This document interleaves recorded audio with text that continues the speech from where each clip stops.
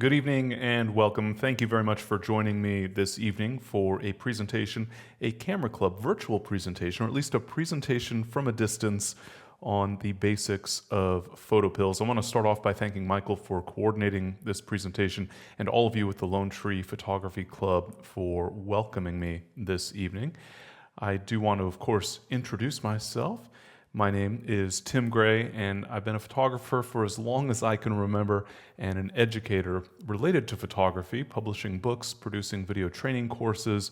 Many of you are perhaps familiar with my Ask Tim Gray email newsletter, which, shockingly, I've been publishing for almost 20 years. It'll be 20 years this November 1st, which I continue to be a little bit surprised that there's so many questions. When I first started publishing the Ask Tim Gray email newsletter, I thought that at some point I would have answered all of the questions that needed to be answered. That was a foolish notion, to say the least, because the questions keep on coming in.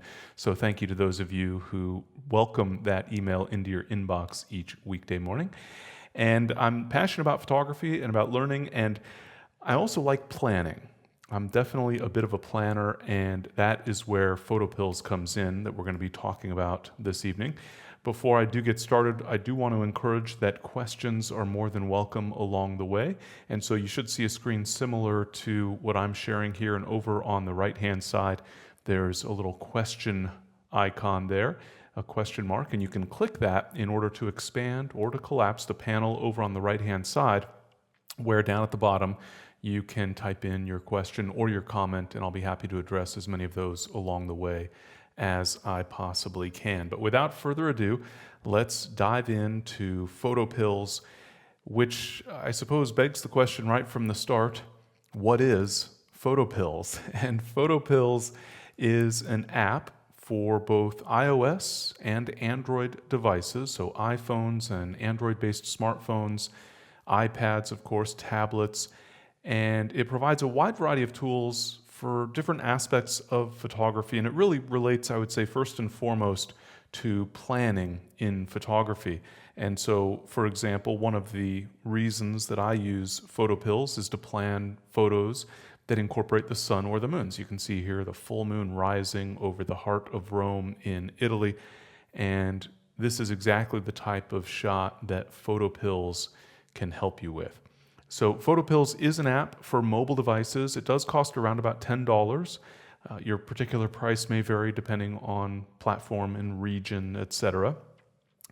And there are some minor differences between iPhone and Android, for example, that are not significant, all things considered, but if you see little differences here and there, just note that.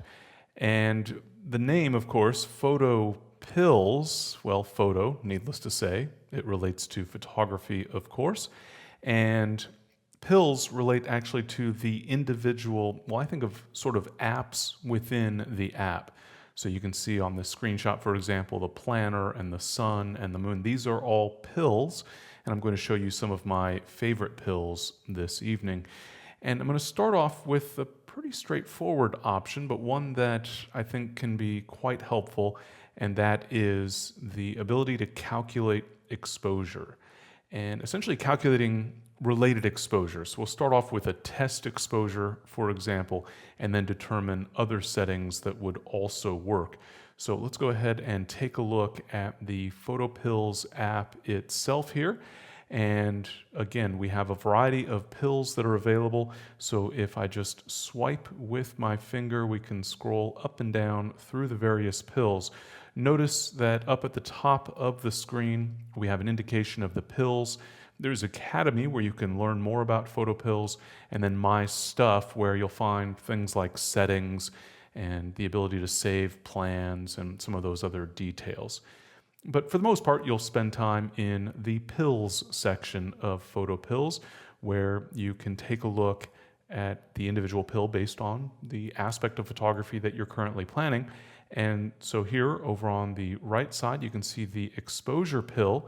And so I'm just going to tap on that, and that will bring us into exposure, where I can do some calculations related to a photographic exposure. And so we have at the first option I would say is, what are we going to calculate? So the basic idea is that we've established good settings, known good settings. It's referred here as test settings, so that we have an exposure that works, and now we want to make some changes for whatever reason that might be. Maybe it's to get greater depth of field or to get a longer exposure, whatever the case might be. So let's assume that I want a longer exposure, for example, then I'll calculate shutter speed. Or even if I wanted, for example, more depth of field, I'm going to stop down the lens to a different lens aperture. So what shutter speed do I need to use in order to accomplish the exact same thing? And if I'm seeing, Michael, the question here, one of the most common questions right out of the gate, of course, is the presentation being recorded? And yes, it is indeed being recorded. Since it's a little bit late, I'm actually just outside of Nashville, Tennessee, so it's a little later for me than for most of you. I probably won't get that out until sometime tomorrow, but we will send a follow-up email with those details on how to access the recording. All right, so once again, we can determine what we're going to calculate. I'll start off with shutter speed, but of course I could change that to calculate which lens aperture I need to use or which ISO setting I need to use. And then in the test settings section, I can establish those settings. So if I tap on the lens aperture option, for example, you see that I can select. So let's assume that I started off with a blue hour photo, similar to the image that I showed just prior to coming into the PhotoPills app itself.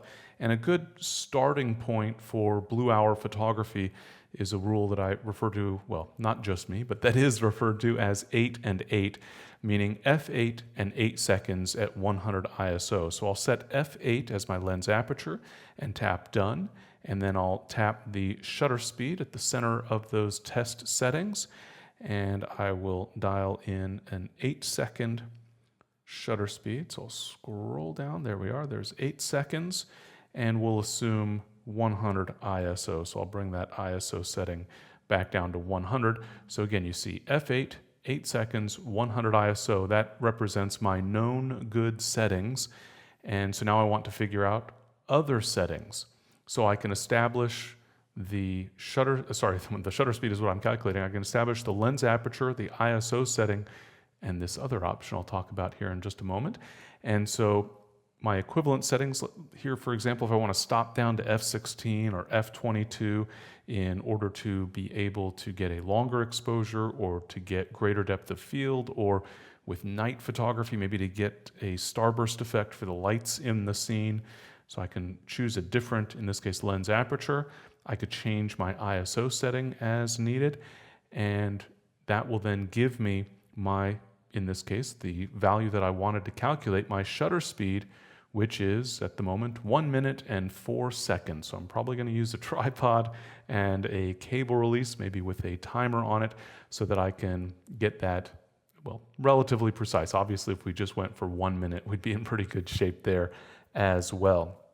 A little icon over to the right here, that's supposed to look like a filter, like a neutral density filter, a solid neutral density filter. If I tap that, let's say I wanted a really long exposure for some reason, I can dial in how many stops of light I'm blocking with my neutral density filter. You can see the actual density value shown over to the right in parentheses, and then I can tap done, and you'll see in this case, obviously now I'm really getting to a very long exposure. We're up to a 17-minute exposure in this case, and again, obviously these particulars depend on what you're starting from and what you're trying to accomplish. But the point is that this makes it very easy to calculate different settings based on different exposure settings overall using a neutral density filter without having to, do something like counting the clicks as we're rotating a dial to adjust the shutter speed and the lens aperture. Count 10 clicks for the aperture and then 10 clicks for the shutter speed or something like that. It's a lot easier to just kind of do the math here. And in this case, obviously coming up with a very long exposure, but we could use this naturally for any number of exposure scenarios. And speaking of those exposure scenarios, a nice little side note, we see an indication of the exposure value. So EV, or exposure value, is essentially an indication of the overall light levels for an image, for a scene that we're photographing. And That can be helpful as you establish some sense of kind of basic rules of thumb for what sort of exposure settings might work nicely. Up at the top left, I'm going to tap back, and this is how we get back to the home page, as it were, for PhotoPills if we've been working in one of the pills and want to go to a different pill.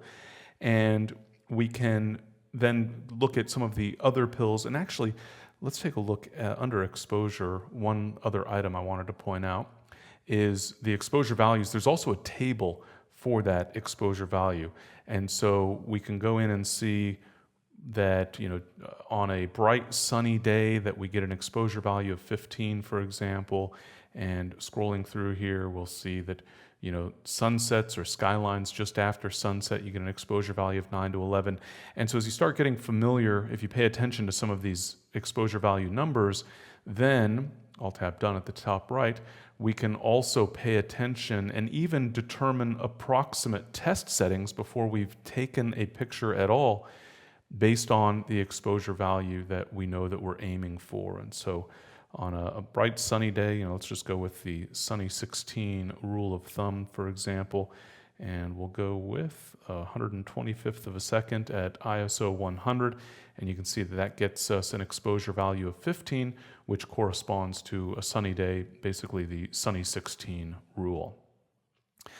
All right, another aspect of photography that we often want to plan for, and that I find many photographers struggle with, is depth of field. And so you can see we have a DOF option here for depth of field. So I'll go ahead and tap that, and we can dial in our specific settings. And so just to illustrate the point just a little bit, if I wanted to photograph this flower, obviously a close-up shot with narrow depth of field, and maybe I want to see exactly how much depth of field I'm going to get, or make other considerations if I'm trying to achieve more depth of field. How wide is the flower, for example?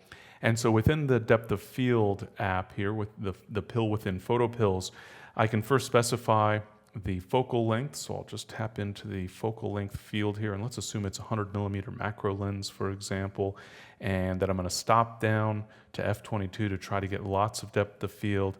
And I'm going to go to my distance here, and it's actually, in this case, let's assume about 6 inches. And so we get our indication. So f22, we should get lots of depth of field, right? But we're also focusing very close. And when we're focusing close to a subject, we're going to end up with very little depth of field. How little? Well, in this case, with the settings I've dialed in, and based on the camera that I'm using, which does have an impact based on sensor size, 1/32 of an inch is the total depth of field. More or less, no depth of field. And so we can realize very quickly that macro photography can be a bit of a challenge, needless to say, close-up photography in general, or if we are focusing from a considerable distance. So let's say that I'll clear out the inches there, and if I go into feet, and let's say that we're in the vicinity of a quarter mile away, I'll just dial in 1,250 feet, for example. And if I'm maybe not even going to stop the lens down all that much, maybe just go down to f8 for my lens aperture toward the top center there, and my focal length, let's assume 100 millimeters, that seems perfectly reasonable. So I'm focusing at a distance of 1,250 feet, but I'm able to have depth of field that goes from 186 feet away from me all the way to infinity. And this actually brings up the hyperfocal distance, which is a value that relates to essentially how close can we focus and still have infinity in focus. I find that a lot of photographers misunderstand hyperfocal distance, or they give it too much credit perhaps. I hear the guideline to just focus halfway between you and the subject and everything will be in focus, or to focus on the subject and then halfway between you and the subject all the way to infinity will be in focus. But that's only true if you are focusing beyond the hyperfocal distance. And so let's take another scenario here. If we go back to a 50 millimeter lens, for example, and I'll start off with f8, but let's assume that I'm only focusing from a distance of about 5 feet. And now I want as much depth of field as possible. You can see that my total depth of field is 10 feet and change, almost 11 feet, and the far limit is just over 5 feet. And so I'm not able to get infinity in focus. Well, let's try stopping down the lens. So at the top center, I'll tap on that lens aperture, and let's take that down to f22, for example. And with a 50 millimeter lens at f22, 5 feet away, we're still not getting infinity. So all of these factors play a role in terms of how much depth of field you're actually able to accomplish. And so the distance to the subject, the lens aperture, and also the focal length. So let's take that focal length down to, let's say, for example, a 24 millimeter lens. Well, now my hyperfocal distance is around about 4.5 feet. You can see right there my indication of hyperfocal distance, which means as long as I'm focusing beyond that, then I can have everything from there all the way to infinity, roughly halfway between me and the distance that I'm focusing as a general rule of thumb. So I'm focusing at 5 feet. So when I'm beyond the hyperfocal distance, which I am at the moment with these settings, from approximately halfway to the point that I'm focusing all the way to infinity will be in focus. And so with this depth of field calculator, we can get a better sense of how much depth of field we'll get and where the hyperfocal distance lies. What are the possibilities in terms of, for example, being able to have everything in focus for all intents and purposes, as is often a goal with landscape photography, for example. I'm going to tap back up at the top left one more time here, and you'll also see that there is a depth of field table as well as a hyperfocal table. So if depth of field and hyperfocal distance are topics that you struggle with a little bit, these tables can help you to get a better sense of that. So I'm going to go to the depth of field or DOF table first, and you'll see that up at the top I can specify the camera, and there's an option in settings, by the way, to specify the camera that you're using. You can also tap here and change that camera, and then the focal length of the lens you intend to use. And based on that focal length, you'll see that then I have a distance to the subject over on the left side, the rows here, and then at the top, the columns are representing the lens aperture settings. And so I can scroll through and get a sense, and you can see where I'm able to achieve my depth of field all the way to infinity, essentially here, meaning, relatively speaking, all things considered, an infinite depth of field. And so at f16, for example, if I'm focusing 28 feet away, then I've got that significant depth of field.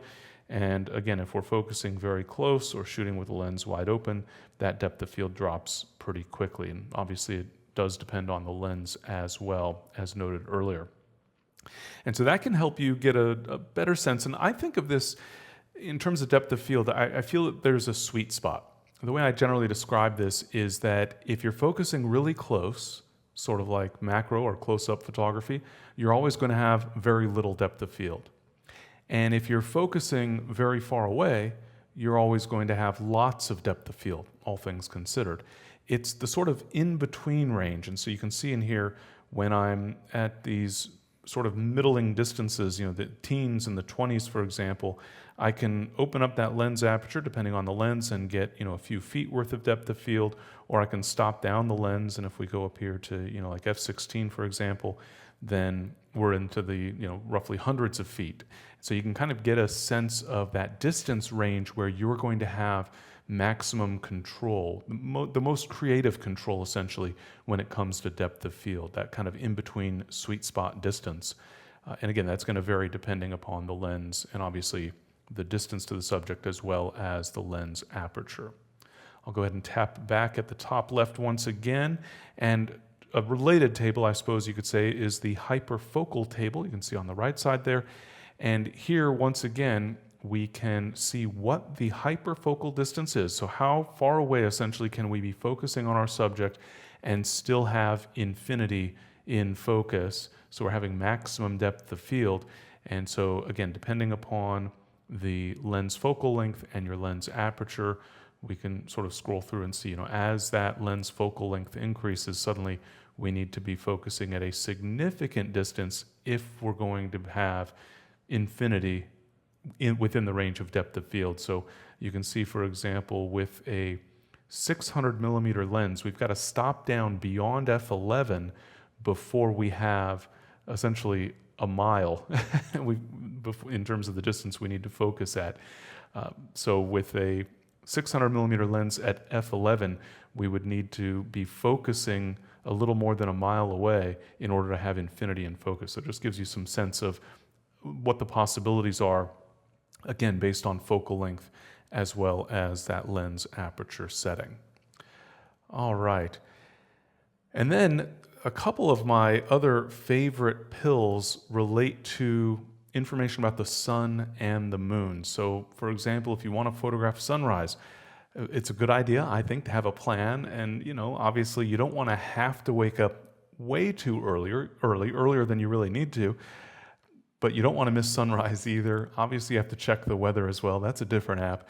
But we can use PhotoPills to get information about the sun, so we know when sunrise is going to be, when we're going to have golden hour, for example, or when we'll have blue hour.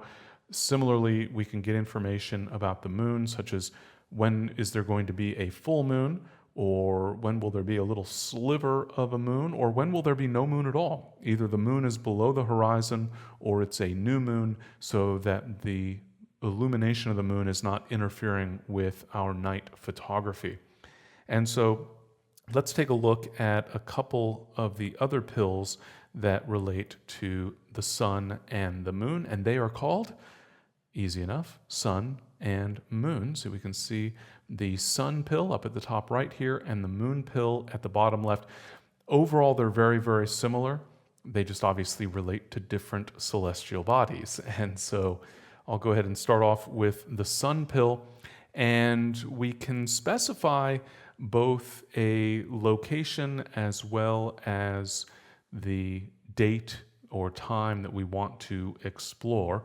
And so you might notice up at the top, the sun indicator here, that tells me what the sun condition is right now. But when I say right now in this context, I mean the date that I have established. And when I say here, what I'm really saying is the location that has been established. So first off, at the top right, we can go into settings and specify a position as well as a date. So I can look into the future or look back into the past. I can specify any location around the world. So if I go in and search, we can just search for, let's go take a look at Paris. There we are. And on a particular date, I'll just kind of randomly go forward a couple of months, October 12th in this case. And you can see the time is currently set to 3 in the morning, but we won't worry about that because I'll show you how we can get more details than just a specific time. So I'll tap done at the top right and then done one more time.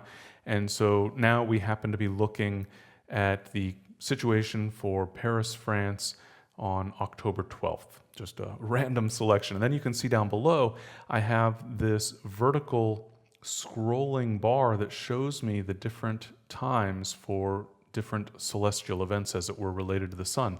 So the times for twilight and what time does golden hour start, the sunrise there you see, and then daytime. Notice that the moon is also thrown in there. So we see the moonrise as a waxing crescent, golden hour, sunset, and then back into blue hour and nighttime, the visibility of the galactic center, etc. Note the sun up at the top center, I can double tap on that to go to the current date and time, in this case, the time that I've specified, of course. And I can also navigate, so to the left and right of that sunshine at the top, I can tap the right arrow to navigate forward in time, or the back arrow to go back in time. And so I can get those additional details. Notice, of course, we have an indication for sunrise and sunset. And again, that is based on the date and time and location that have been specified in settings. We also have down at the bottom some options, a little toolbar down below.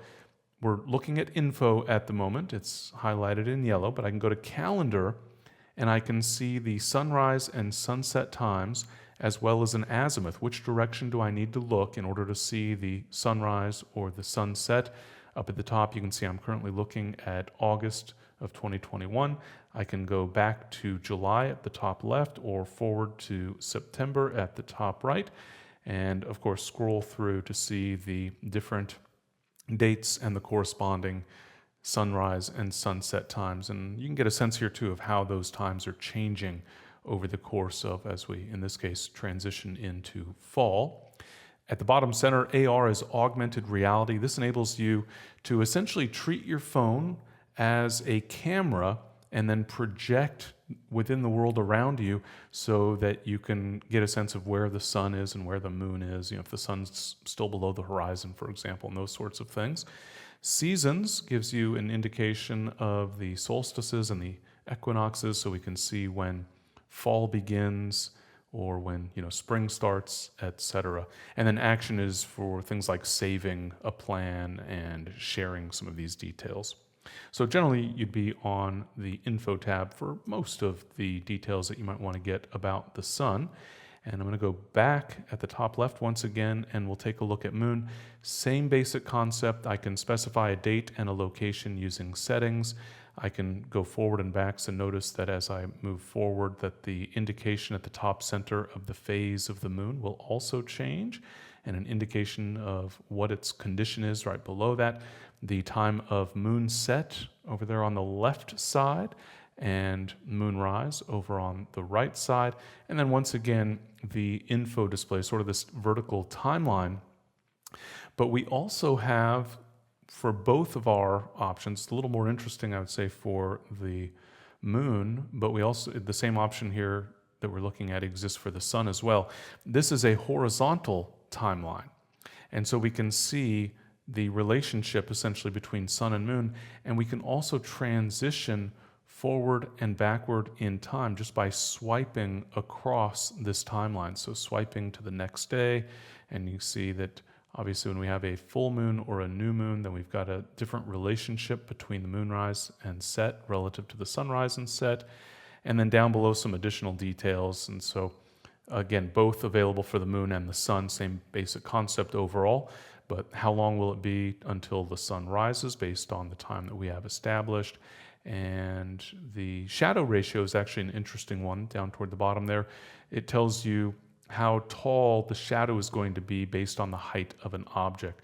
And so let's assume that the shadow ratio had a value of 2, and I'm 6 feet tall. Then I would know that 6 feet times that shadow ratio of 2 means that my shadow would be about 12 feet long. And this applies for both the sun or the moon. Obviously, the shadow cast by the moon is not going to be quite as strong as one for the sun. There's also distance. Age is the time since the last new moon in the case of the moon. But again, just some details related to the sun or the moon. Most of this is sort of more academic and not exactly for photographic planning purposes. But the point is that we can determine a wide variety of details about the sun and the moon, looking at when there's going to be a full moon, for example. Down at the bottom center, once again, the toolbar along the bottom, we have that calendar option. Here, that's a little bit different. It's more of a genuine calendar, you might say, and we can see when we're going to have the moon at different phases. And so you'll see that in this case, August 19th, which is tomorrow, if I'm not mistaken. I think today's the 18th. In any event, the 19th of August, we have a full moon, and on the 9th, you can see it's a new moon. And let's just scroll forward. I think, if I'm remembering correctly, there's one. In June of 2022, so on June 14th, 2022, you'll see that we have a full moon, but this one has a yellow ring around it. That's an indication of a supermoon, which means a full moon that is relatively close to Earth. Now, the distances are still significant, something like 250,000 miles, but it means that essentially the moon, as you're probably aware, the moon is on an elliptical orbit, and so there's the closer and the further away distances in terms of that elliptical orbit. And so a supermoon occurs when the full moon coincides with the moon being closer on the narrow side of the ellipse, as it were. And so that tells you that, the moon, it's not just a full moon, it's going to also be a closer moon, so it'll appear a little bit larger in the sky, all things considered. And that actually can also be determined, and with a little bit more information, with that distances option down toward the bottom. And here we'll see an indication, and these are based on the years, so I could switch back to 2020 or go forward to 2022, and you'll see supermoons. So those are full moons close to the perigee, in other words, close on that elliptical orbit as opposed to the apogee. And then we can, of course, specify, what sort of conditions, or have in our mind the conditions that we want to seek out a full moon or a supermoon, as the case may be. So again, supermoons up at the top here, and then relatively close moons down below. Not quite at the perigee, I should say, but close to. And then we also have an indication, so the date and time, obviously, that will occur, and then a visual indication of the condition. So supermoon, again, by definition, is a full moon, so those icons obviously indicate full moon, and then time of day. So here during blue hour, so that could be a nice one, or here during dusk, essentially, daylight more or less. And then we have golden hour, nighttime, and so twilight, etc. And so we can kind of swipe through and see when we'll have a really close sliver, or here's an interesting one, nearly a new moon, but it's really close. You just can't see it, essentially. And so, again, being able to get a sense for the moon being close to the Earth, relatively speaking, and the timing as well as the condition. And so Paul's question here, is there a uniform way to get the current date and time in a pill screen? Not completely uniform. There's a couple oddities with how the date is set, and it doesn't stick, so to speak. If I set the date when I'm in the sun pill, for example, it doesn't automatically go to the planner. Here we can see current year, for example, up at the top right. So if I had navigated forward, I can go to current year. And then, as I mentioned earlier, if we're in the sun pill or the moon pill, I can go to settings up at the top right, which is the more common way that date and time setting gets established. As we'll see, it's a little bit different in the planner. And again, if we had navigated to a different date, I can double tap the sun or the moon to come back to today. And good point, good question. So Corey's asking, how do we know what the colors mean? So for example, if I get back to our moon pill here and go into our distances, think of blue and black as being night, so blue hour, twilight, and dark night, and then the light blue being daytime, and orange being golden hour. There is a PDF manual for PhotoPills that's available through the PhotoPills website, so that would be the other way to get that index information, so to get a sense of what the icons mean.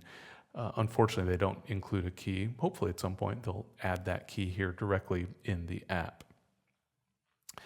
All right, and then one of the other things that is, I think, really, really helpful, and I mentioned earlier that I use PhotoPills primarily for information about the sun and the moon, but we can also plan for the position of the sun or moon. So, well, here, this photo is really just a sample, because there was no planning involved with this photo, other than the fact that we know that the sun more or less rises in the east and sets in the west, give or take, at least, in a very general sense.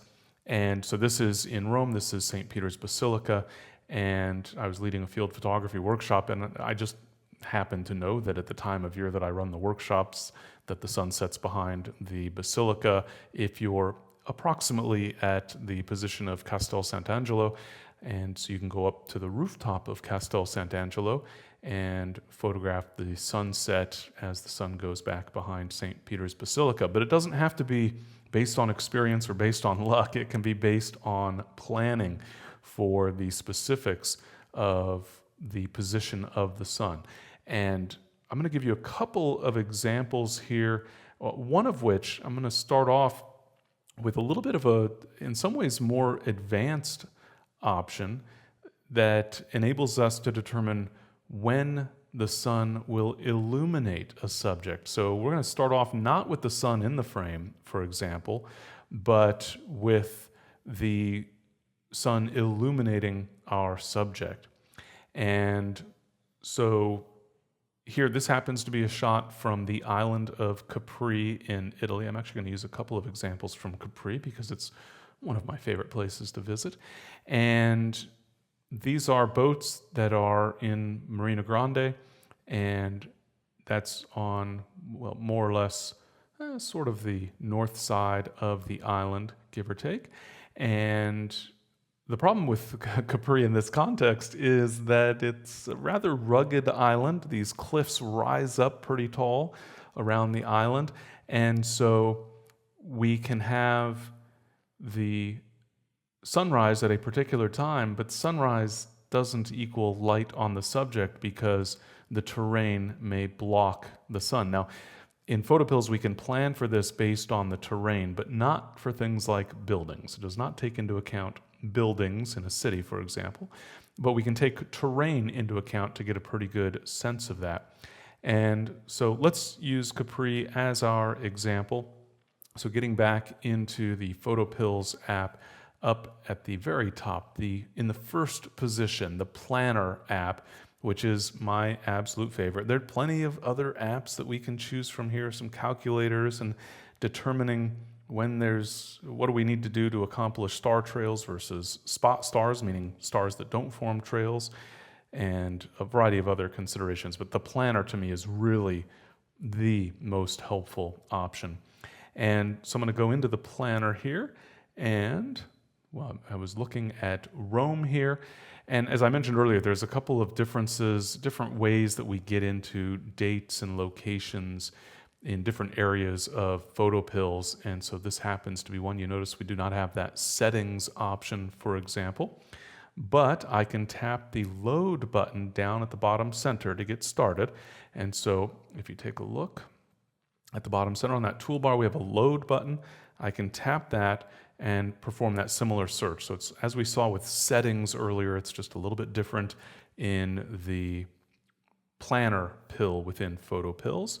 And so we'll go search, and I'll just go to Capri. There we are, in Italy. And that navigates us to Capri. I'm just going to turn off a setting here really quick so that we can take a look at a little bit more basic map. And I can zoom in on Capri, and we'll see that based on how I have things configured, and this is enabled by default, we have lines that indicate the sun for sunrise and sunset. And if you're familiar with the terrain, of course, in Capri, then you also know that with those cliffs that we're going to have not a lot of sunlight. And so here happens to be Marina Grande, and that's where I want to photograph those boats, but I want to make sure that I'm actually going to be able to have sun on those boats. And so we first want to get our position squared away. So you can see that orange or red push pin. That indicates my current position. And again, current position means the position I'm planning on being, not necessarily where I am right at this moment. And so I'm going to zoom in on the map, and then I'm going to tap and hold on the map until my push pin appears in the intended location, the spot where I want to do my photography, where those little boats are located.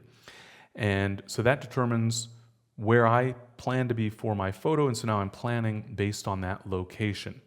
Of course, I also want to dial in the date that I'm going to be using, and so down at the bottom, you'll see that we have our little timeline indicator here, and you see an indication of the time and the date, and I can tap on that timeline for the date and time in order to adjust the time. So I'm going to go up here and tap where it indicates October 2017 at the top left, and I'll change that to, let's call it this September, so September 2021.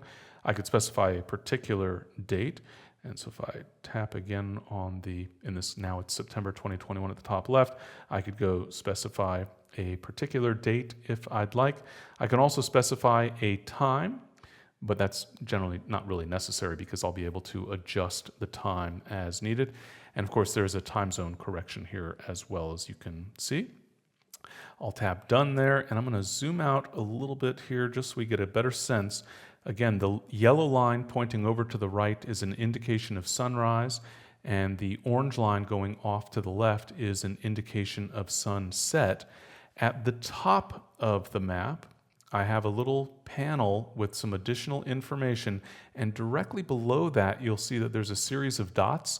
Those indicate the pages, if you will, for the panel. So I can swipe to the left or the right to navigate among those pages of information. So here, for example, sunrise and sunset, the moonset and the moonrise. And so I'm able to see some of the additional details, golden hour and blue hour. There was the times for the various twilights, etc., visibility of the galactic center. And so looking at this, we have a sunrise on this particular date, so that happens to be September 23rd, 2021. Sunrise is just a little bit before 7 a.m. But you can see that from our vantage point at Marina Grande, looking over here toward the sunrise, there is island there. And so let's take a look at a map that will make it a little bit easier for us to get a sense of that terrain. And down at the bottom right of the map, you'll see this little layers icon. I'm going to tap on that layers icon, and there's a variety of settings. We can turn on the path for the sun and the moon, etc. And so I'm going to switch my map type here. So I'll tap map type, and I'll use terrain in this case. So I'll tap done at the top right, and if we zoom out just a little bit, you can see an indication of the terrain. And so based on the shading and those elevation lines, we get a bit more of a sense. Over here, this is a rather steep cliff area, and it goes all the way around this eastern side of the island. And so when the sun is rising, then of course at sunrise, the sun might be over the horizon, but we can't see the sun yet from our vantage point. And more to the point is that means the sun will not illuminate the subject that we're intending to photograph. And so then we can take a look at a geodetics feature. So once again, the toolbar up above the map, I'm going to swipe to go over to the second page, which shows an icon here, an indication of the location pushpin, that red or orange pushpin, as well as a geodetics pushpin, which is the black pin. And as a general rule, when you see that icon, then you're able to tap it, not always, but in general, there are options related to visibility. So I can tap to turn that on or off. In this case, that relates to my second pushpin, my geodetics pushpin. And I can move that black pushpin. So here, for example, I want to try to position the pushpin such that it will be at the high point of the terrain in the direction where the sun is going to be blocked. So I want to move that black pushpin. Remember, I can tap and hold on the map to reposition my red or orange pushpin, and then I can tap and hold on a pushpin itself in order to pick it up and move it. So in this case, I'm going to tap and hold on the black pushpin and then swipe my finger around on the screen, and right about here, I will position that black pushpin so that I can then get a sense of that elevation difference. And so here you see that there's a difference of 659 feet. So the elevation where I've positioned the black pin is 667 feet. I'm over here pretty close to sea level, and so the difference is 659 feet, which means essentially I need the sun to be above that height, in a manner of speaking, in order to have the sun illuminating my subject. And right now, my current time is set, as you can see below the timeline here at the bottom center. It's set at 6:49 a.m., and I'm going to switch our option here briefly to show the sunrise and sunset. And so we're right now about 3 minutes before sunrise, and so of course the sun has not gotten above this cliff top yet, because in fact, the sun has not gotten above the horizon yet. I'm going to go back to our geodetics display here, and at that time, you can see that the sun is 713 feet below this black pin. So then the question is, at what time will the sun be above that black pin? Well, I can tell you it's going to be sometime after sunrise. The question is, how much after sunrise? And we can essentially scroll through time using our timeline down at the bottom. So I've set my date. I have, at the moment, a basic time set, but the time is also indicated on this timeline, and I can swipe through. So I'm just going to use my finger to swipe across the timeline, and you'll see that as we get later in the day, the sun is transitioning. So it's going up and getting higher, but it's also arcing across the sky. It's kind of going in an arc from more or less east to more or less west, getting higher up until midday and then starting to get lower again. And so I can see then at what point, or what height. And the way to think of this height, so notice at the moment, so I'm at right about 10 a.m., well, more specifically, 10:14 a.m., and at that time, the sun will be 2,654 feet. That's a positive number, not a negative number, from the black pin. So it means that it will be above the black pin. And so what does that actually mean? Notice, oh, by the way, there's an indication of size. The sun will be 43 feet across. What that essentially means is if you had a friend standing in the position of that black pin and they had a really long tape measure, if they put that tape measure up to 2,654 feet above them, okay, maybe it needs to be a drone flying precisely 2,654 feet above them, that is how high in the sky the sun will appear. And if that drone could take a tape measure across the sun, if you could measure, if you had a 43-foot tape measure at that position, that is the size that the sun would appear effectively. Put another way, let's pretend that the size showed 6 feet and it was me standing on that cliff. It means that the sun would appear to be the same size as me. So it can be a little odd, but it can be useful information in terms of getting a sense of how large the sun or the moon will appear in your frame. And so here the sun is much higher than I need it to be. If I go kind of back in time, I can find the position. So here, notice we're at a negative value still. So this is the sun below my black pin, below my cliff top in this case. And then if I swipe across, and I can try to find that exact moment, there was -1. There we are. Looking at the bottom center, 7:37 a.m., the sun will be just 1 foot below that black pin, and so we can sleep in a little past sunrise, and more to the point, determine at what point the sun will be above the, in this case, cliff top, when I should then be able to get light onto the subject down below. And yeah, so Bruce, your question, the size of the sun, it is the diameter of the sun, but obviously it means relative to an object at that distance. And so again, here we're at a setting value of 43 feet. So if we had a 43-foot tape measure being held by someone up on that cliff top, that would be an indication of the size that the sun would appear. All right. And yeah, so you can see the location, but not those sunrise and sunset times. So bear in mind that on our map layers, this little layer button at the bottom right of the map, that's where we can turn on some of those different features. So the sun and the moon path, for example, and some of the other details related to our map display. And we can also keep in mind also that I mentioned the button here to the left of our individual panels. And so here, for example, has the sun and moon information. So it sounds like, Bob, that you might have this option turned off as well. You can tap that sun, so there's the moon. So now you see the blue lines indicating, let me pan across the map a little so we can see that. The blue lines indicating moonrise and moonset. Here's none of them. There's both of them, so blue for moon, yellow, orange for sun. and then back to just the sun. So again, depending on the particulars there of what you were missing, a couple options for changing those displays. All right, let's look at one more example. We're going to stay on the island of Capri since we're already there, and I'll show you another option, which you probably can already get a sense of based on what we've seen thus far, but the ability to plan for a specific sun position.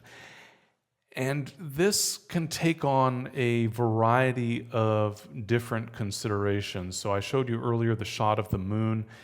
Based on some of the details, what I'm going to show you here momentarily, I could actually choose where do I want to be. And I'll actually kind of go through that in the context of Capri here for this shot.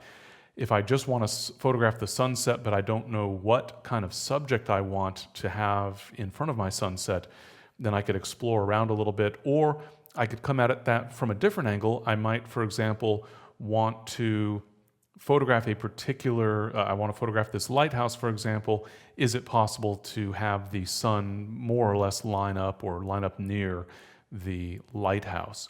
And so, again, you might be starting from kind of one angle or the other, so to speak. You might be trying to figure out where to position yourself, or you might be trying to figure out whether or not a particular shot is even possible, or what time of year, because keep in mind that the sunset is going to drift north and south throughout the year. Sunrise and sunset will drift with the seasons, with the tilt of the earth, essentially.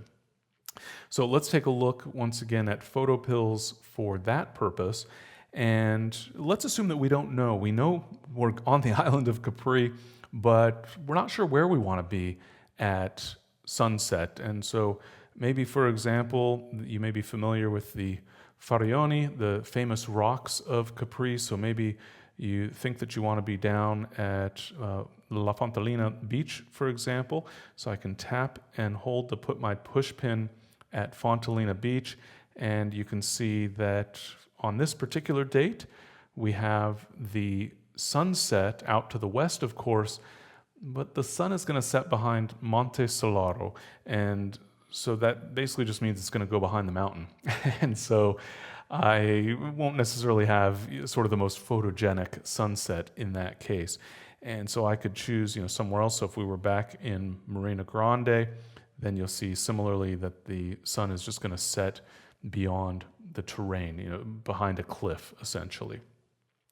And so we can get a general sense of what is going to be visible. And so I can kind of play with the map in this way. So I can go up to Villa San Michele, for example, put my push pin there and get a sense of what vantage point I might have in terms of the terrain, or whatever happens to be the case, whatever subject matter is in that vicinity. In fact, to that point, let's get back to our layers for the map here at the bottom right, and I'll switch that map type to Google Satellite View, so that now if we zoom in on Villa San Michele, you can see, well, we've got lots of trees there, so maybe I might consider coming over to a different area, a different part of town, etc.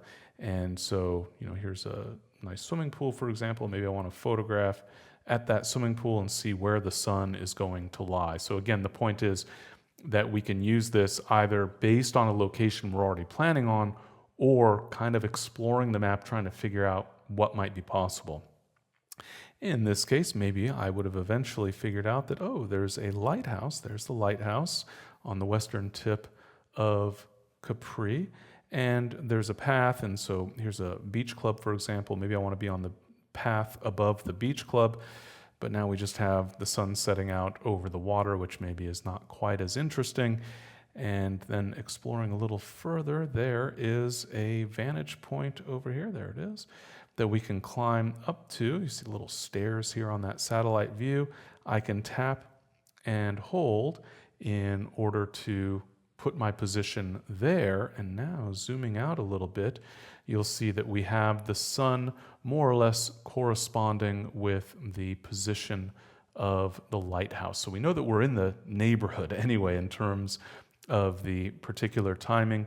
And remember, I can swipe across the timeline down at the bottom center in order to advance forward or back.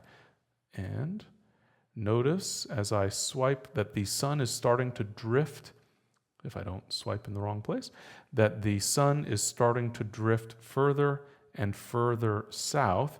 And so if I were to specify the actual date that that photograph was taken, so I'm going to tap on the timeline and go to date, and I will set that date back to 2017, and it was September, so I choose September 2017, tap the September 2017 at the top left so that I can see the actual calendar, and now I've set my date to September 28th, 2017.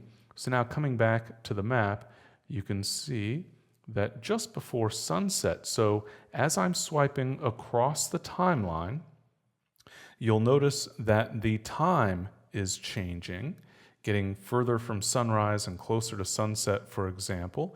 And there's also an indication of the sun's path here, the direction or the azimuth to the sun. And as we're getting really close to the time of sunset, you'll see that the sun is going to be a little before sunset. It's going to be over toward the left of the lighthouse. And the photo in this case was taken at right about 6 p.m. In fact, if we go take a look at the sunset time here up at the top, we see that that is a 6:50 p.m. sunset, and so the photo was captured in the vicinity of 45 minutes before sunset. I'll bring up that photo again here real quick. You can see, of course, the sun relatively high in the sky, sort of near the lighthouse itself, and so that being a fair bit before the actual sunset, obviously, but with that sun aligned directly to the left of the lighthouse itself.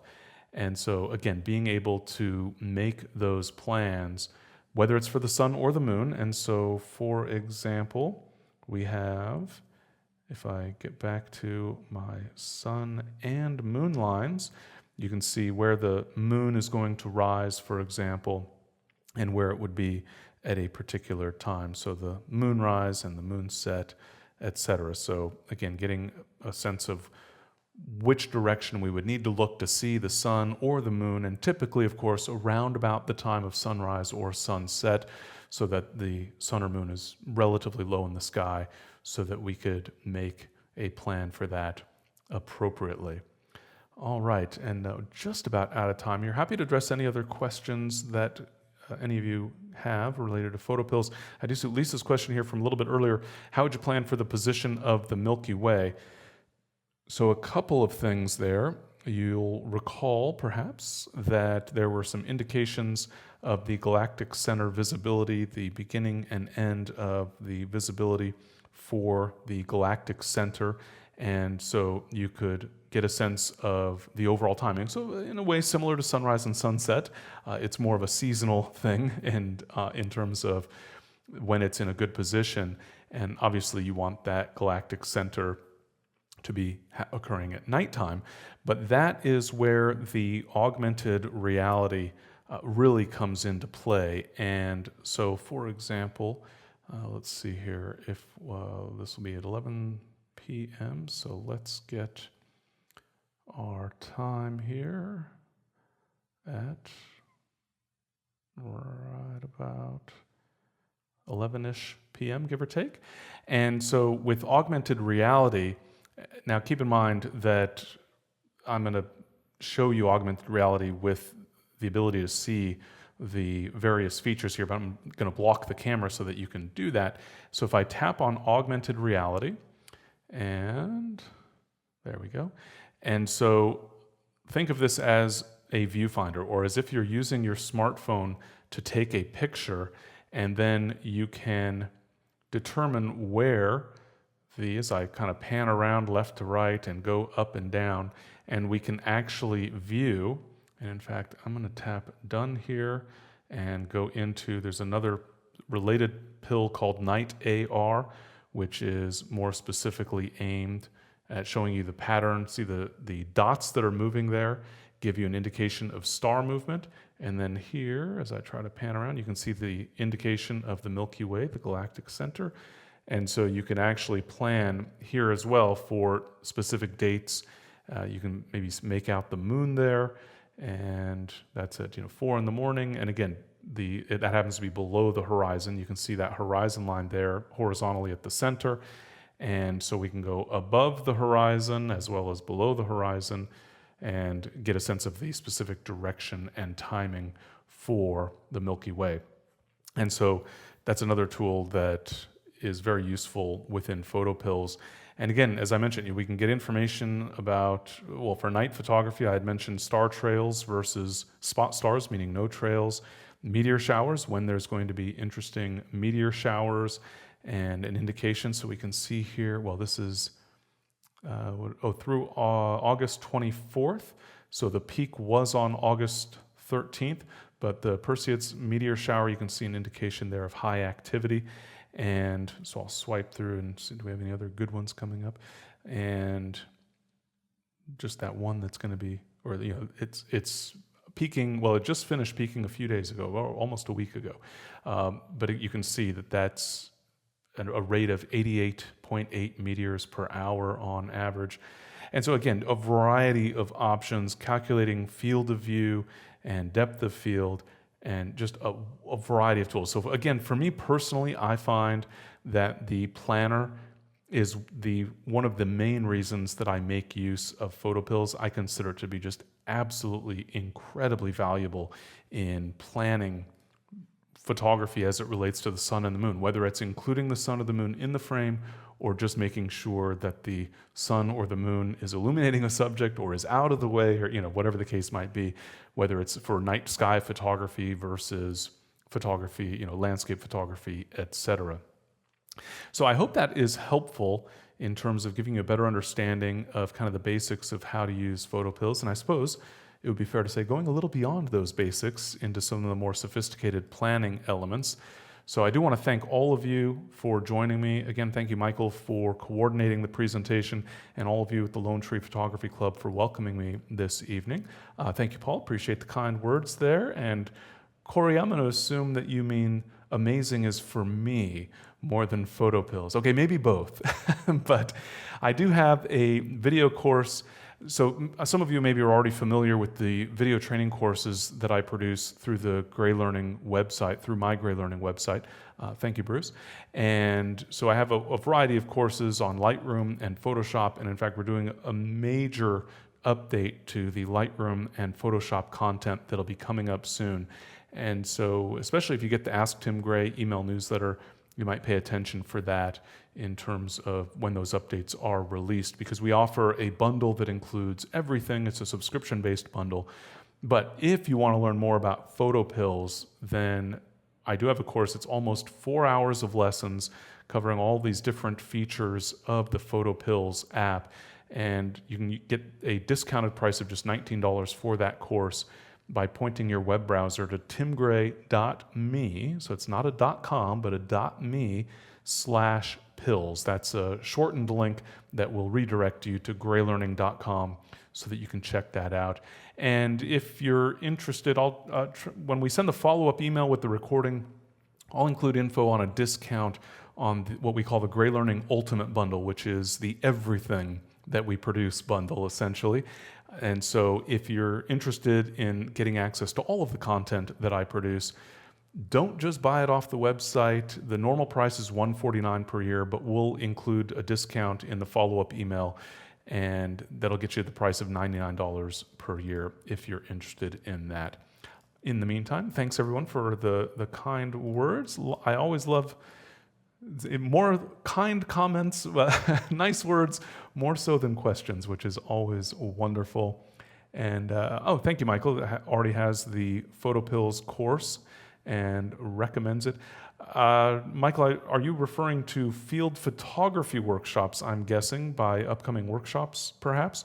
In which case, at the moment, the only photo workshop, if you want to get out into the field with me to photograph, so far, the only one that we have scheduled is in the Palouse region of eastern Washington state for June of 2022, next June, which is June is prime time out in the Palouse.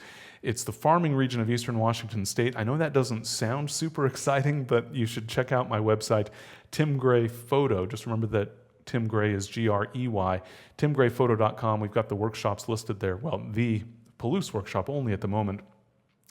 A really remarkable region with old barns and abandoned homestead farmhouses, and we coordinate with a local crop duster and have all sorts of good fun photographing in these rolling, essentially think of them as huge sand dunes that they farm. It's just absolutely remarkable. And hopefully, normally, pre-pandemic, we also led photo workshops in Rome, in Italy, and in New York City, and in a variety of other locations. Hopefully at some point here soon we can get those back on the calendar as well. All right, well, it looks like that was all of the questions. I really appreciate all the kind words. Thanks, everybody. Ellen, appreciate that. Really appreciate all of the kind words in the comments there. So thank you very much for that. Do stay tuned.